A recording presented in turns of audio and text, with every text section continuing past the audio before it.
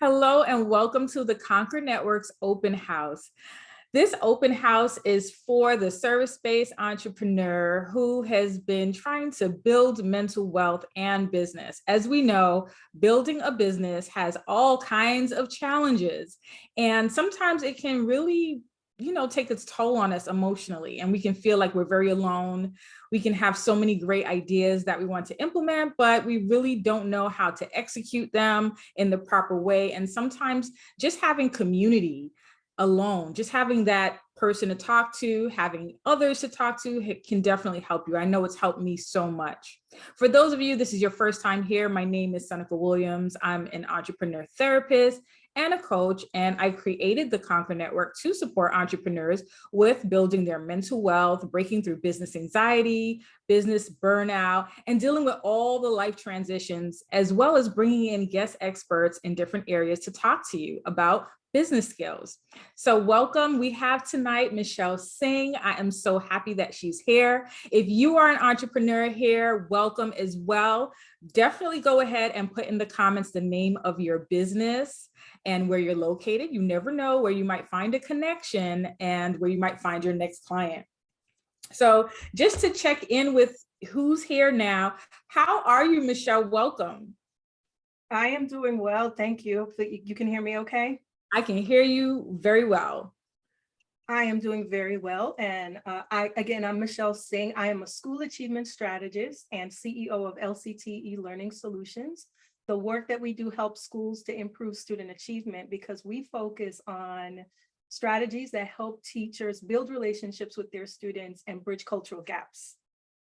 This is amazing. Thank you so much for sharing about your business and what you do. If anyone else wants to share and come off mute, they can share that or they can type it into the comments. And if you're watching this on the replay, also share that in the comments. Hello, everyone. My name is Sharita Gill, and I am the owner of Empowerment Counseling and Psychotherapy Services, as well as First Five and Beyond. All right. I think that you and Michelle might have some things that you can have in common because you both work with children. Okay. All right. Thank you for sharing that, Sharita. So tonight we're talking about a really important topic, and I'm so thrilled to have you here, Michelle, and I appreciate you being here because this topic is something that not only have I struggled with in the past, but it is something that many clients I've dealt with have struggled with. And that's when you have so many talents, so many passions, all these great ideas, and you want to implement them and execute them, but sometimes it can get really challenging. And I love your story and your journey. And it's not just because you're from Jamaica, it's because of what you shared about how you got started as an educator way, way back then. So I first saw that you learned how to spell the word anxious, and that was your spark to start teaching. And I know that behind that, you have a great story, a Conquer story in the Conquer Network. We talk about Conquer stories, things that you've overcome in your career, in your life to get to where you are. So share a little bit about that part, the learning to spell anxious and how that lit a fire. Yeah, so that's a very vivid memory that I have of my childhood in Jamaica. I was in Jamaica at the time, and I remember learning that word, and I remember coming home and I was so excited because I had learned it, but it was a tricky word because, it had the little X that was silent. And so I remember lining up my teddy bears and my dolls in this playroom, and I wrote on the board the word, and I was actually teaching them to spell the word. That's how vivid that memory is for me. And when I think back and I remember that so clearly, like, to me, it just, confirms that I always wanted to be a teacher. And that's exactly what I set out to do. When I was in high school and middle school, I volunteered a lot with the kids in the church, in the youth groups and the younger kids. And high school, I did a lot of my community service at childcare centers and even in college. And then, of course, I went to college and majored in education and became a teacher. So that's all I wanted to do from the time I was a child, right? Mm-hmm. And I spent 15 years working in the public school system. And I finally made it to a place in my career at that point where, like, I found my groove. I made it to the district level. I had a nice flow. I got some balance where I was. I was training and working with teachers all over the district. I had been selected to be part of prestigious professional networks, right? One of these networks even took me to Paris to go to their conference and be part of their annual conference. So for me, I was flourishing in my field and in my career after 15 years until I wasn't. You were flourishing until I hear the wasn't is like something happened. So the something that happened was I realized that, yes, I was living out my passion because, as you said, I was being a teacher. I was teaching. I was doing the thing that I had always wanted to do and that I was doing since I was little. But I was fulfilled for myself, but I wasn't doing what I needed to do to really walk in my true purpose, which was to serve people and fulfill them and meet their needs versus just fulfilling myself. So my passion was being fulfilled because I was in my passion, but I know that I wasn't walking truly in my purpose because there were so many more teachers and students, particularly students of color, that I wasn't reaching with the skills that I had, with the expertise that I had. And I saw that when I would go to classrooms and see students, Black students and brown students sitting in the back of their classes with their heads down and their voices silent. I saw that so much, and there was only so much I could do at the level I was. And so after 15 years, I quit. I quit my 15-year career in the 4th largest school district and decided to pursue entrepreneurship. Wow, that must have taken a huge leap of faith. Yeah, it definitely was all faith, but faith. Like he talks about jumping. I jumped. I didn't even know where I was going, but I jumped and I knew God was going to have my back. Yeah, because when you have that kind of job, and I'm sure this went through your mind or people even said it to you, like, why would you just quit this kind of job? This is secure. This is it. That's exactly it. For me, stability and security has always been so important. You got that consistency, of course, with your salary and with the insurance and with all of those things. I have a child and she was in school. But honestly, I just trusted God so much that I knew that I was doing what he had called me to do by really walking in the purpose, which was to reach more students who were Black and brown. And in order to do that, I had to leave where I was confined. Yeah. I like that you said that, Michelle. And anybody here, can you relate to that? Like, you feel like you are in your career or you're doing something and you feel like you hit a wall or you've hit your ceiling. I know that for me is something that has happened at different points in time, or even as a therapist. Sometimes I'm like, I want to help more people, but as a therapist, just sitting one-on-one with clients, I can't really just help the way that I want to.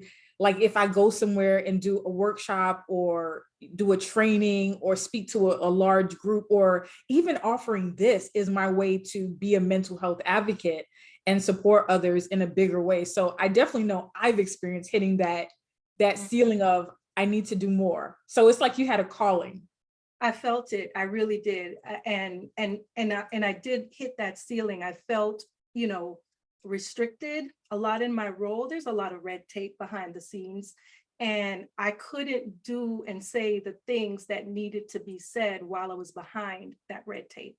And the only way to be able to do that was to get out. And so I decided, with faith and lots of prayer, woo. Yes. I'm glad you said that, Michelle. And I did read that about you, that you are a faithful woman, spirit-led. There's no accident in the people that I, have invited to speak, because it is in alignment with my journey as well. Some things I can't explain to people, and I'm like, I can't explain why I did that or why I had the courage to do that when I was scared, but God. Or how did I make that happen? I don't know, but God. Exactly. Yeah, it's hard, like, because I think back and I'm like, man, yeah, what was I thinking? That was crazy. That was crazy. How? Not and so much of it was crazy. One, because I have always been an educator, right? That's all my degrees are in education. So here I am, educator, now entrepreneur with no business experience whatsoever. So so I started the business in 2020. I left teaching in 2019. And the first year, I mean, it's, there's still a lot of work that's being done currently, but I'm finding my flow at this point now. But that first year, I think, confused, chaotic, unsure, unclear, crazy. It doesn't even begin to explain where I had gone from flourishing to that point, right? I had gone from being a vested educator, 15 years in the system, vested educator, successful in my career. Now here I am, an uncertain and not confident at all entrepreneur, because I didn't know what I was doing. And on top of that, I am a Black woman entrepreneur. Mhm. Yes. Right? Yes.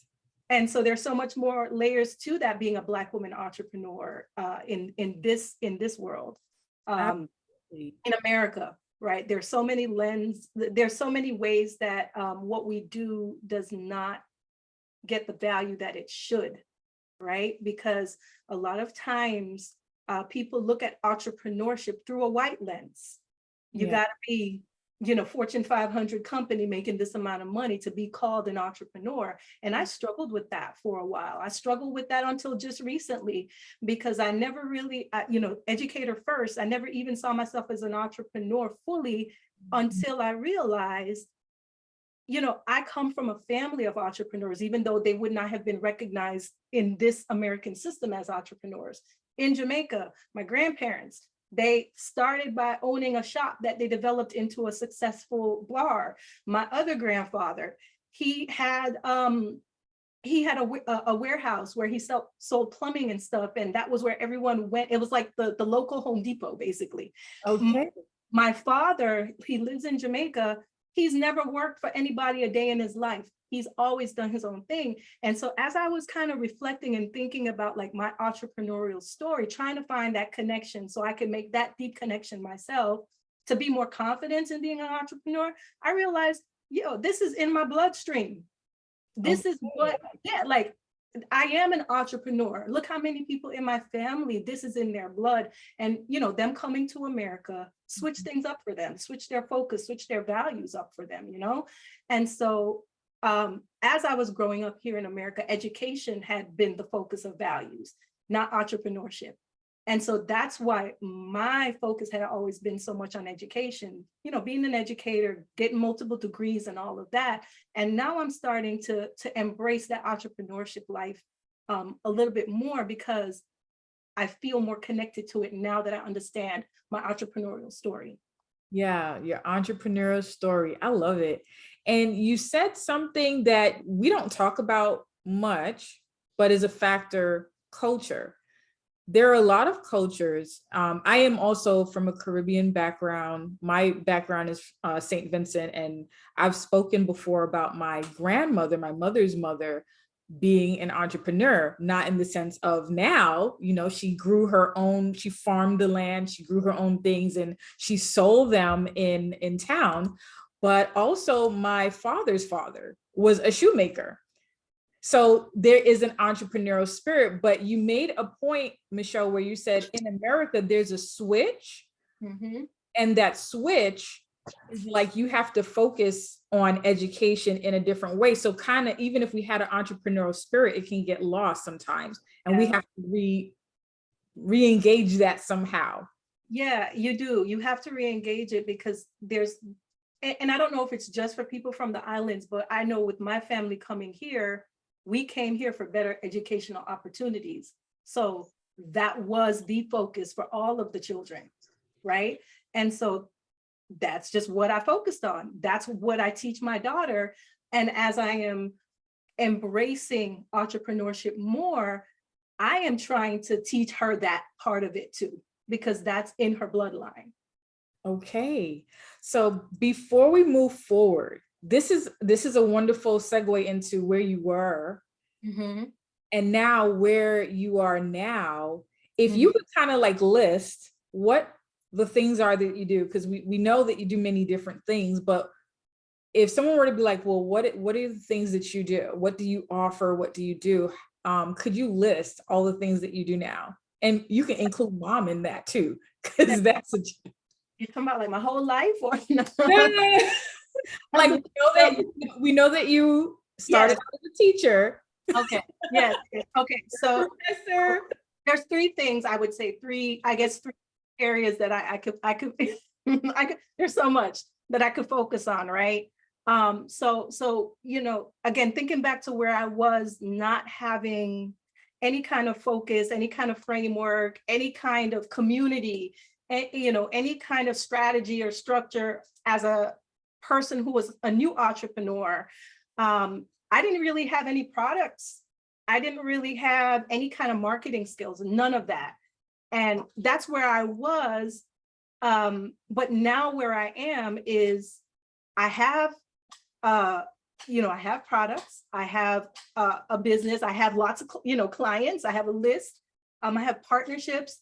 And so that's where I am in my business, but I could not have gotten here without getting clear. And getting clear for me, was like three specific areas, right? So I am an educator. I'm also a professor. So I teach courses to teachers, to students who want to be teachers. So I teach in the teacher education department, basically.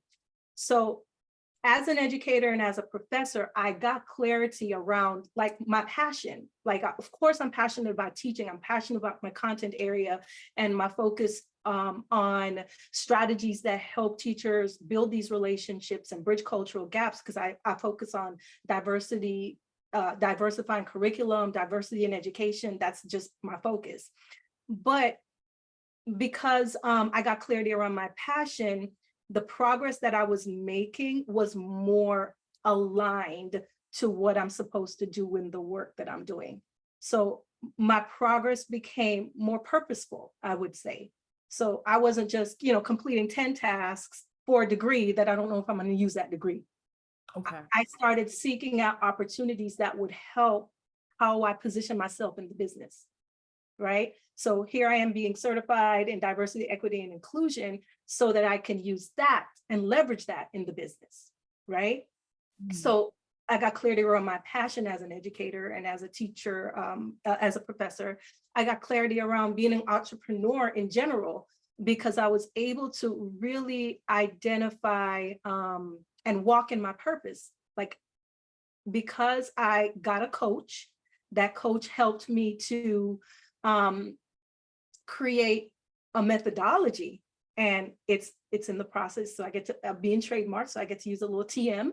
Awesome. So my methodology is what everything in my business is aligned with. 5 steps, everything is aligned. That methodology is now trusted and it's going to be part of offerings that Microsoft and some other partnerships that I'm working on. They're going to be featuring that methodology in the courses I offer under that methodology, right?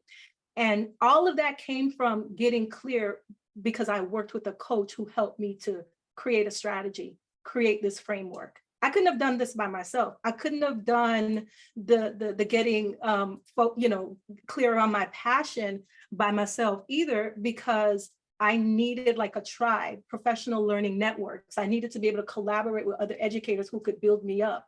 So I didn't do that alone either.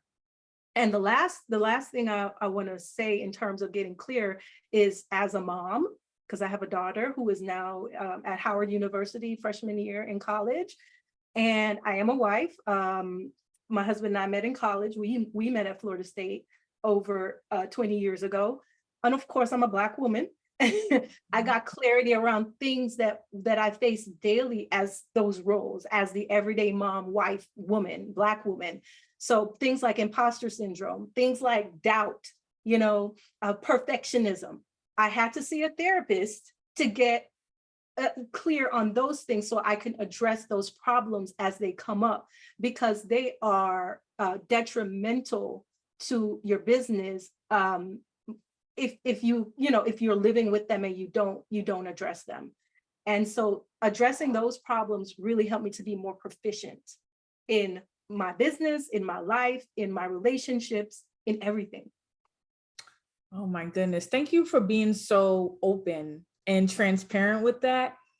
Sometimes we see people, doing all the things, they have the business, the partnerships, the opportunities, but they're not sharing that I struggle with doubt. I struggle with my mindset. I needed to get therapy. I needed to get coaching. I had a community of people that knew more than me to help me and teach me along the way. Because even if you had all that experience as an educator, it doesn't mean that you know everything. And, that's something that we have to remember and remind ourselves. I don't need to know everything to, as you said, jump and take that leap of faith. So at this point, I kind of know that, you shared here and there, but if you were to break it down to someone like, I have all these different things going on, this is how I do all of them without burning out. How would you break that down for someone so they can okay, I can do this, I can implement that? Ask for help. Absolutely. Ask for help. Don't be afraid to ask for help. So one of the things I struggled with was, as a teacher in the classroom, we wear many hats, and we do it alone. We wear many hats because we have to. We have to take on the role of counselor and the role of teacher and the role of parent sometimes and the role of, somebody who has to find the money to buy the supplies. We have to do all of those things ourselves and do it alone. And so I had that kind of mindset coming into a lot of situations until I realized the only way to be productive and to be proficient and to make progress is to ask for help. And so I would say that that would be the thing that I would share with the group as a takeaway. Don't be afraid to ask for help. Ask for help, in your profession, in your everyday life. Like you may need to ask, hire an assistant to do some things in the house, help with your emails, whatever it is. My husband and I got to the point where we were so busy because he also, has a busy time with his job. He works remotely. We get help. We actually take our laundry to somewhere to get the laundry done and delivered back to us because we ain't got time. But that's something else taken off of our plate where we can use that time to, to build our relationship, especially now since we're empty nesters. So let's see, we got some comments here. Coach Wells says, yes, when I get someone to do my website, a weight was lifted. Now I need someone to help me with ads. Absolutely. We can spend so much time spinning wheels trying to do something ourselves or figuring it out when we could just find someone to do it for us. So you're absolutely right about that. So it's like asking for help in your everyday life, you said, and like professional help. Asking for professional, yes, definitely professional help. If you feel you need a coach, and I'll tell you the value I got from my coach. Yes, I was an expert in my content area. I had a lot of years of experience, but I had a lot of blind spots that I couldn't see. And so my coach helped me to identify those blind spots, and that's how I was able to even come up with that methodology. One of the things my coach says is that you can't see the label from inside the bottle. So you have your label on the water bottle outside, it's nice and pretty, it gives the title, it tells you what's all in it, but on the inside, you can't see all that writing, so you could never see your value from the inside. Other people can, but you can't. And so you may need somebody to help you get out of that, to be able to see what your true value is, to help you actually see the label you carry that other people may tell you see, but you kind of shake it off, which I did for a lot of time, a long time. Yeah, absolutely. Now, I know that, in your journey and part of your conquer story, there was a setback when you first started the business, like a disappointment when it came to your, I think, website. Oh yeah, so I actually was going to talk about this piece of it. When I'm saying to ask for help, it helps to ask people who have experience with working with others. Try to get recommendations because you may hire someone, and they may not do the work that aligns with what you need them to do. And so you have to pay twice as much to get it done again. I had to get my website done 3 times because the first 2 people that I hired didn't do it the way that was aligned with my vision. And when I was actually looking for a business coach, the first company that I worked with, the first coach or company that I worked with, they just did not deliver. They did not deliver anything that I was looking for. And they actually set me back a couple of months. I actually had to hire a lawyer to get what I paid from them because I actually did not have anything that showed that I got something from the relationship that I had working with them for a few months. So say to first look in your networks when you're looking for somebody to invest in to do work for you, because you don't want to ever have to pay twice to get the same thing done. Yeah, you do not. I know that I've been there and it kind of hurts. It, Yeah. Yeah. So ask your networks. Don't be afraid to put on Facebook, hey, go to, look in, there's so many groups on Facebook, entrepreneur groups, business groups like Miami-Dade and Broward business people. So go on there and ask and see, who has a recommendation for something. And I go onto their pages and I, on the Google or Yelp, on Google reviews, and I look at the comments that people make about working with them. Okay. That, Okay. Okay.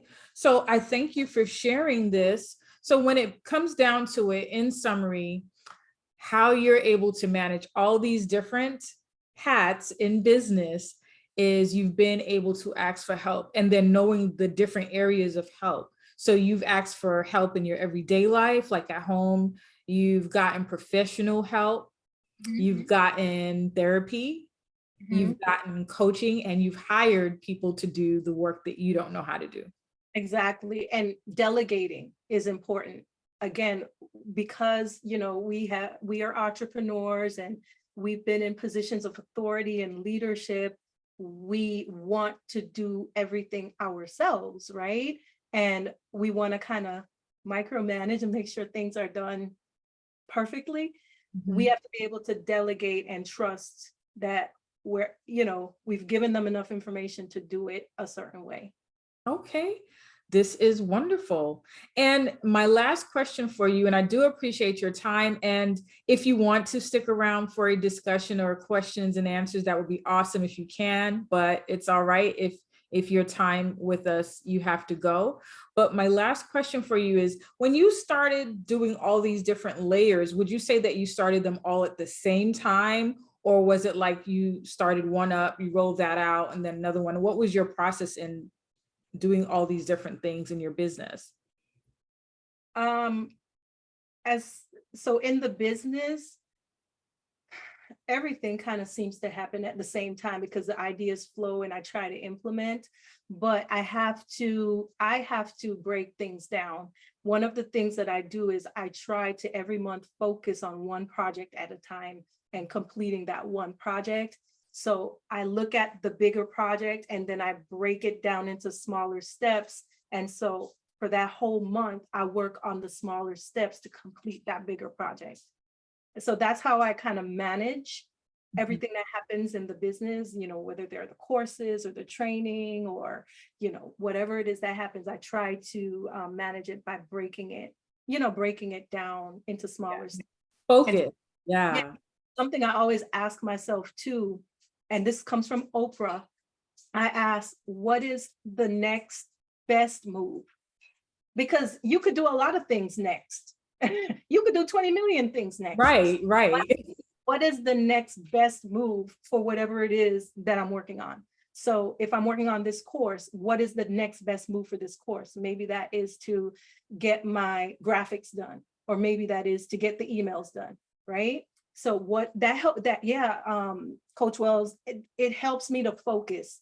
That next best move thing helps me to focus on what to do next and what is the right thing to do next. Thank you so much. It looks like you're giving confirmation to some people here. And I know that whoever watches this on the replay is definitely going to get confirmation. Or if they're not on the right track, they're going to know how to get on the right track, because sometimes we have so many passions and we are getting called to do all of these different things and we want to do them all at the same time. And then what happens is sometimes people don't get anything done. They're like, how are you getting all that done? But you have made a plan for how to get it done. So that is wonderful.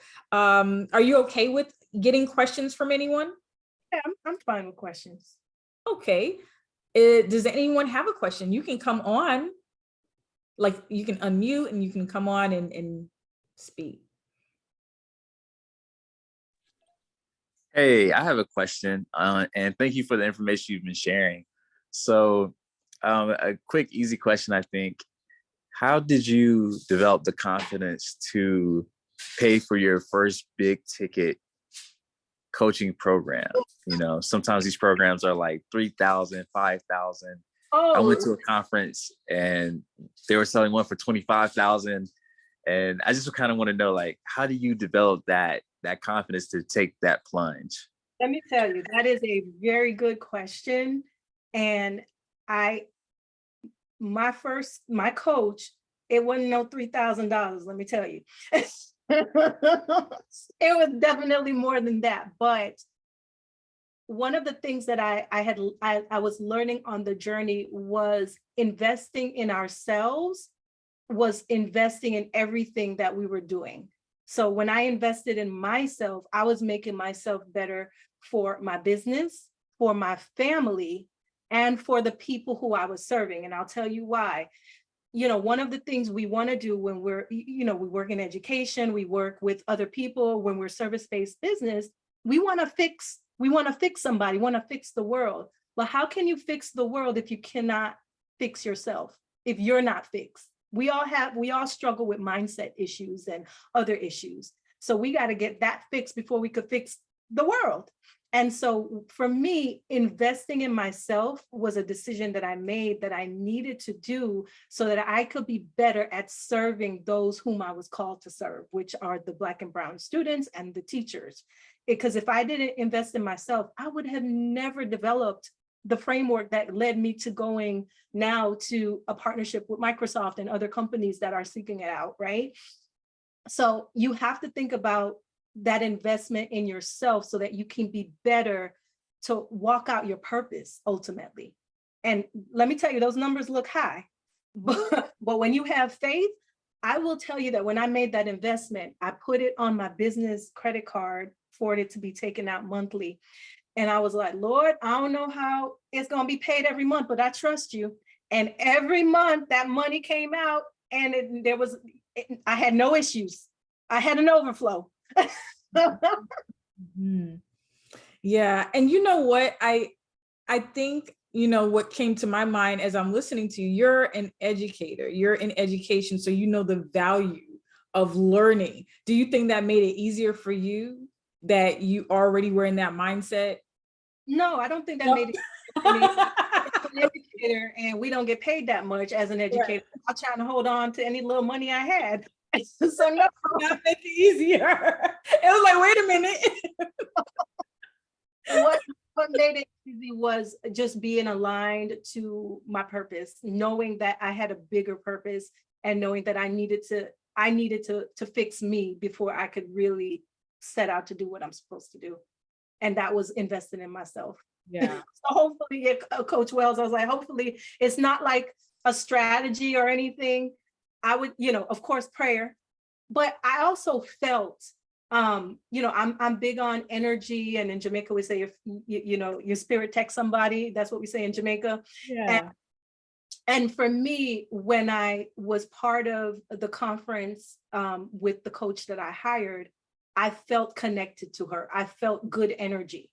I felt like with what she was saying and how she and I worked together in some of the breakouts, I felt she could meet the need that I had. Like I felt it. I really did. So I'm big on that.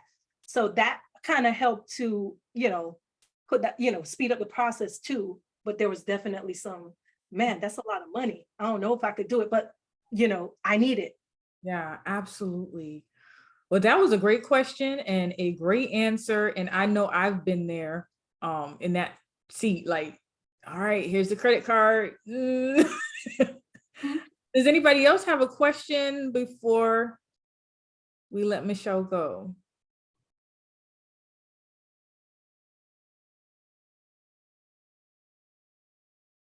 You can take your time if you need to come off of mute, but if you can't come off of mute, you can type it in the chat.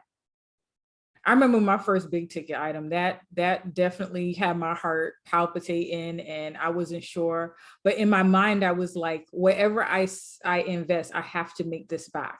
Yeah. Like I have to make this back twice. So it was like, you're going to make money in the business to pay for this. I never thought I have to find the money.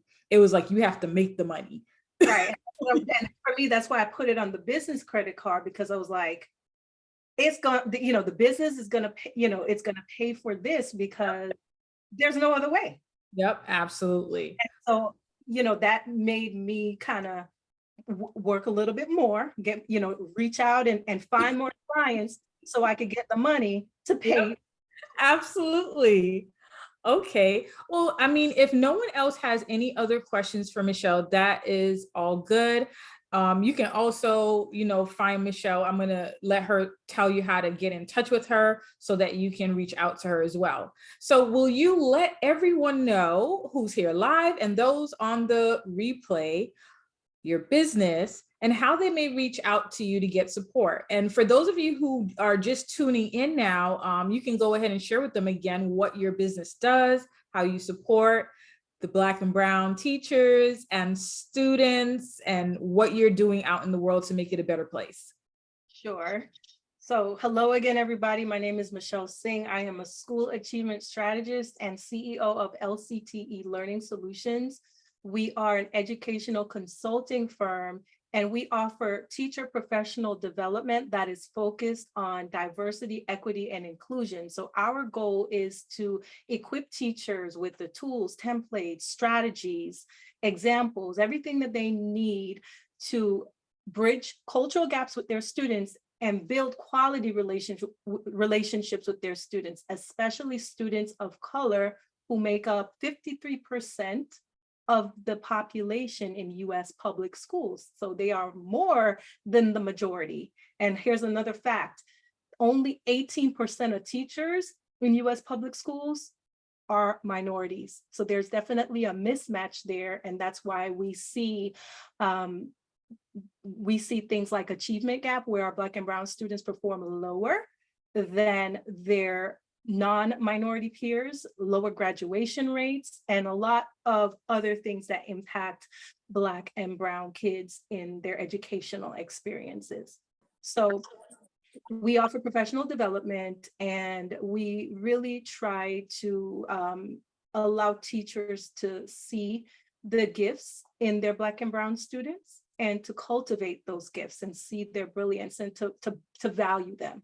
Right? So that's what we do. Now, if you want to reach me, you can reach us at lctelearning.com, lctelearning.com, or you can also connect with us on all social media platforms at LCTE Learning. So LCTE Learning. Okay, well, thank you so much, Michelle. We definitely want to support you and see your mission grow. It is extremely needed. I know that for teachers and students, this is definitely going to help their mental health, like very much. I know that's something that probably, it's all part of why you're doing this, because and you understand how it affects their mental health being in that system, being in these schools. So I thank you for the work that you do and for the time that you've shared with us and for sharing your Concord story. and also giving us tips on how you do all the things without burning out. And, it helps you to keep going. So thank you so much. You're welcome. Thank you for having me. And thanks y'all for the questions. And I enjoyed meeting y'all tonight. Have a great evening. All right. Have a great evening. Thank you all who tuned in. Bye-bye.